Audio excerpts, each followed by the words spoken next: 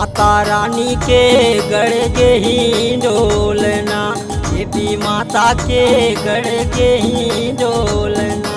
माता रानी के गढ़ के ही डोलना, माँ भवानी के गढ़ के ही डोलना। माता रानी के गढ़ के ही डोलना, देवी माता के गढ़ के ही डोलना।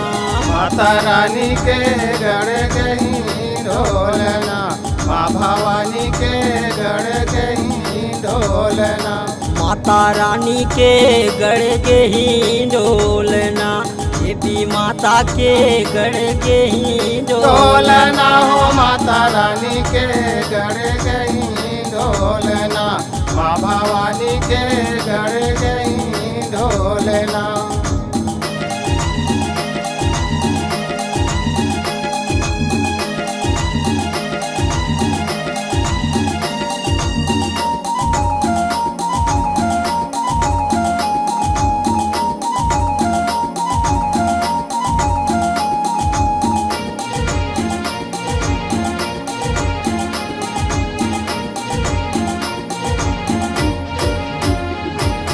काहन के मैया तोरे पल ना बने हे, पल ना बने मैया पल ना बने।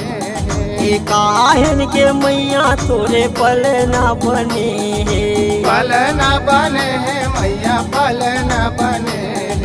काहन के लगे हावे डोर, माता रानी के गढ़ के ही डोलना, देवी माता के गढ़ के ही डोलना हो माता रानी के गढ़ के ही डोलना, माँ भवानी के गढ़ के ही डोलना।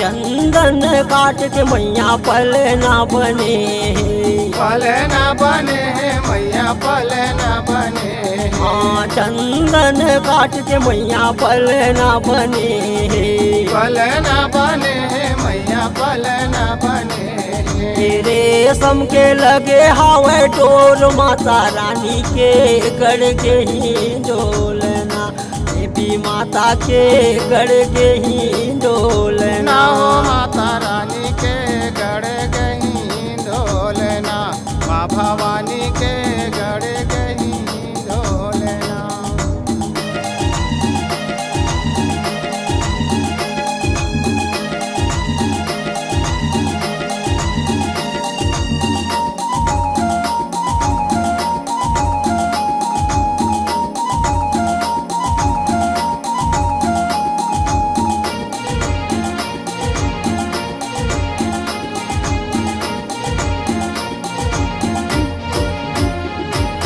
कौन हाँ झूले मैया कौन झूलावे, कौन झूलावे मैया कौन झूलावे। हाँ कौन हाँ झूले मैया कौन झूलावे, कौन झूलावे मैया कौन झूलावे।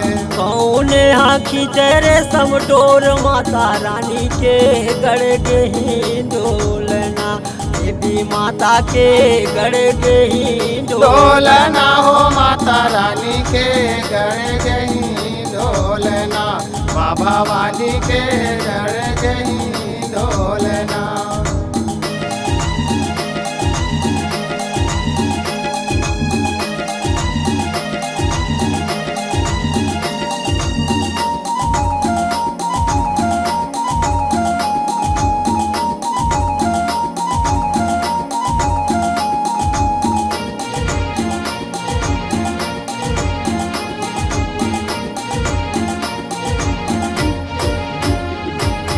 बूढ़ी मैया झूले मैया शीतला झूलावे, शीतला झूलावे मैया शीतला झूलावे। हाँ बूढ़ी माई झूले मैया शीतला झूलावे, शीतला झूला शीतल झुलावे ये हनुमत खींचे रे समटोर माता रानी के गढ़ गही डोलना देवी माता के गढ़ गही ढोलना ओ माता रानी के गढ़ गई ढोलना माँ भवानी के गढ़ गई ढोलना बोलिए महामाया माता की जय, ठाकुर देव महाराज की जय, स्थान देवता की जय, वास्तु देवता की जय, अपने अपने माता पिता की जय, गुरु गोविंद महाराज की जय, भैया लंगुरवा की जय,